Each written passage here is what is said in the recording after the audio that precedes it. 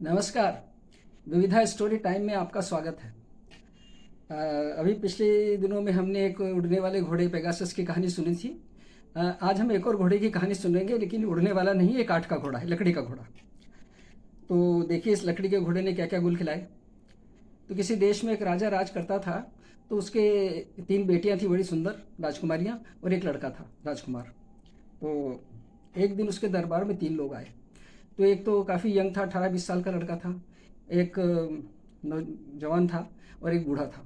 तो ये तीनों ने राजा के दर्शन की आज्ञा मांगी और कहा कि हम हमारे पास 3 नायाब चीज़ें हैं, और आप देखिए उनको क्या है। तो राजा ने कहा दिखाइए।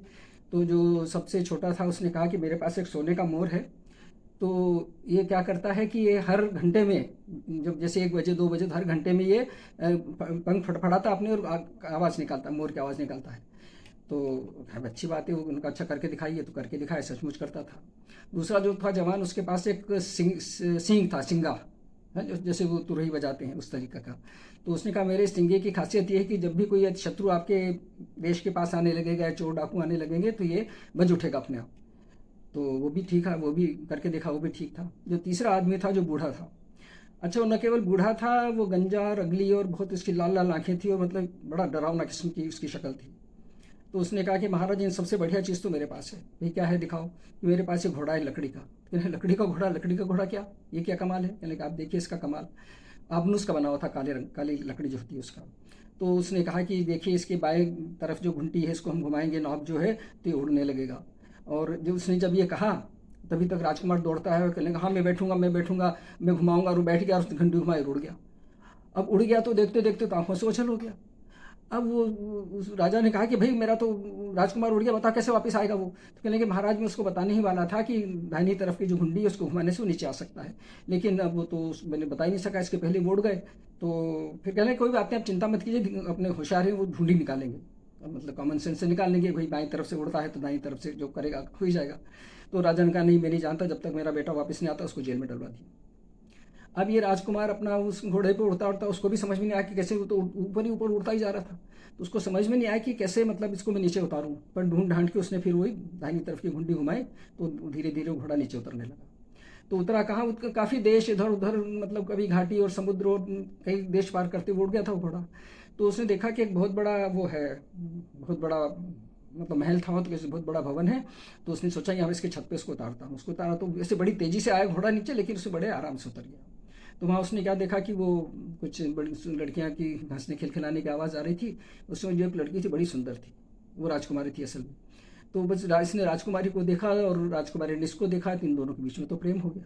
और वो इतनी सुंदर थी राजकुमारी, को उसको देखता ही रह गया, देखता ही रह गया। उसको बिल्कुल सुध-बुध नहीं रही, इतने में आके जो गार्ड से उन्होंने आके उसको पकड़ लिया कि तुम कौन हो, कैसे आए यहाँ पे, पुरुषों का क्या काम है यहाँ, महिलाओं के उसमें, राजकुमारी के उसमें।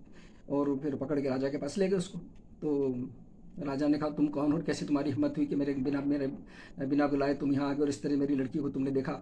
तो उसने कहा कि महाराज मैं भी राजा का बेटा हूँ, मैं भी राजकुमार हूँ। तो उसने कहा राजकुमार हो चाहे कुछ हो, तुम्हें ऐसे कोई इस तरीके से आने की हिम्मत कैसी हुई, तुम्हारी जरूरत कैसे हुई।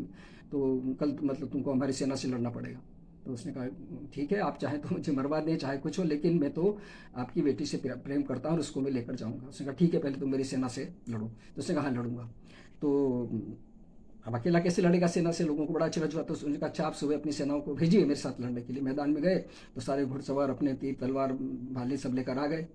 और ये उसने कहा कि अच्छा मेरा मेरा जो घोड़ा है लकड़ी का, उसको आप नीचे लाइए। तो लकड़ी में, तो लकड़ी के घोड़े पे बैठ के लड़ूंगा। तो सब हंसने लगे, कह रहे लकड़ी के घोड़े पे बैठ के लड़ेगा इतनी बड़ी सेना से। उसने कहा मैं तो लकड़ी के घोड़े पे बैठ के लड़ूंगा। अच्छा वो लकड़ी का घोड़ा ले आ गया, लकड़ी के घोड़े पे बैठ गया। और राजकुमारी भी बालकनी में खड़ी होकर देख रही थी, वो तो उसको प्रेम करती ही थी। तो लकड़ी के घोड़े पे बैठ के उसने उसकी घुंडी घुमाई और बालकनी की तरफ उड़ा के राजकुमारी को पकड़ के घोड़े पे बिठा के ये जाओ, जो आसमान में उड़ गया। अब राजा ने कहा पकड़ो पकड़ो पकड़ो, मेरी बेटी को ले गया। अब सब सैनिकों ने कहा महाराज कैसे पकड़े, वो तो उड़ रहा है पंछी की तरह, और तो आंखों से ओझल भी हो गया, हम कैसे पकड़ेंगे उसको, उसको लेके चलाओ। अच्छा फिर वो अपने देश लौट आया उस घोड़े को लेके। उसने उसको अपने जो बगीचा था जो राजमहल का, वहाँ उसने उतारा उसको।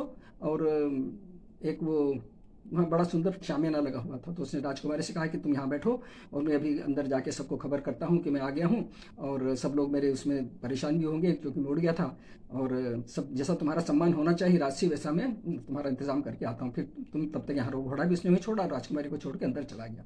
उसको देख के सब बड़े खुश हो गए, कहा हाँ हाँ वापस आ गया, वापस आ गया तो बड़ा। फिर उसने कहा कि मैं अकेला नहीं आया, मेरे साथ में एक राजकुमारी है और मुझे उससे विवाह करना है। कहले बड़ी खुशी की बात है, चलो चलते हैं। और इस खुशी में राजा ने कहा कि जिस बूढ़े को मैंने बंदी बनाया था उसको भी छोड़ दो। उसको छुड़वा दिया और उसको अपना वजीर बना लिया।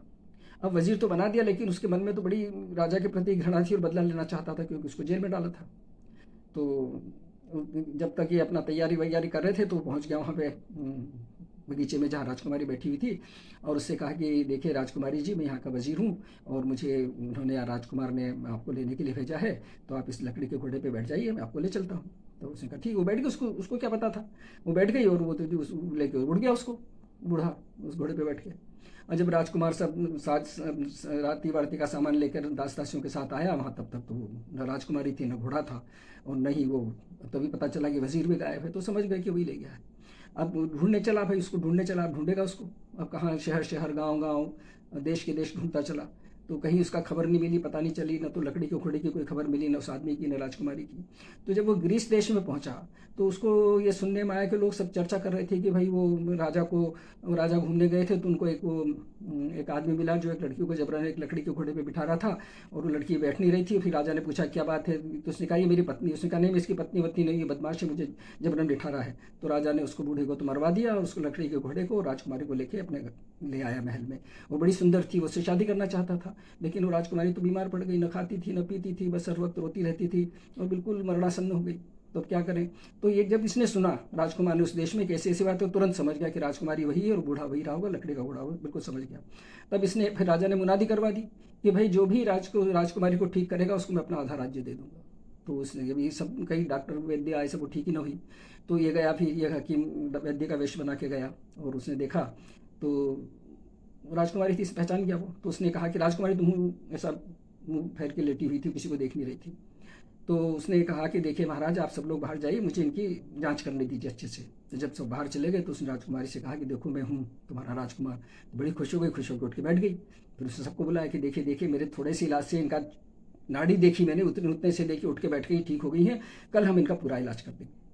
तो कल फिर इसके लिए कि मुझे ऐसा है कि लकड़ी के घोड़े पे जो बैठी थी, तो लकड़ी का घोड़ा जो जिंक्स है, ये इस वक्त कुछ जादू टोना है और उसी के बैठने से बीमार हुई है, तो लकड़ी के घोड़े पे बिठा कर ही इनका इलाज होगा। तो आप कल मैदान में आइए, सब आपके सामने मैं इनका इलाज करूँगा, बिल्कुल ठीक हो जाएंगे। तो अगले दिन वो लकड़ी का घोड़ा भी लाया गया, उस पर राजकुमारी को बिठाया गया, और उसने फिर कहा कि अच्छा मैं वो कुछ ये जादू टोना जो उन पे हो गया उसको उतारता हूँ, कुछ जादू मंत्र मुझे करना पड़ेगा। उसने चारों तरफ बहुत सारे लोबान के कटोरे रख दिए, और उसमें सब में उसने आग लगा दी। देखते देखते इतना धुआं उठा, और लकड़ी के घोड़े पे राजकुमारी तो बैठी हुई थी, वो भी उस पर बैठा, और दोनों उड़ के फिर अपने देश चले गए। और वहाँ जाके फिर उन्होंने उनका फिर बड़े ठाट बाट के साथ राजा ने उनकी शादी कर दी। और इस प्रकार जो थे वो इस लकड़ी के घोड़े से इतनी सारी सब करामाती हुई।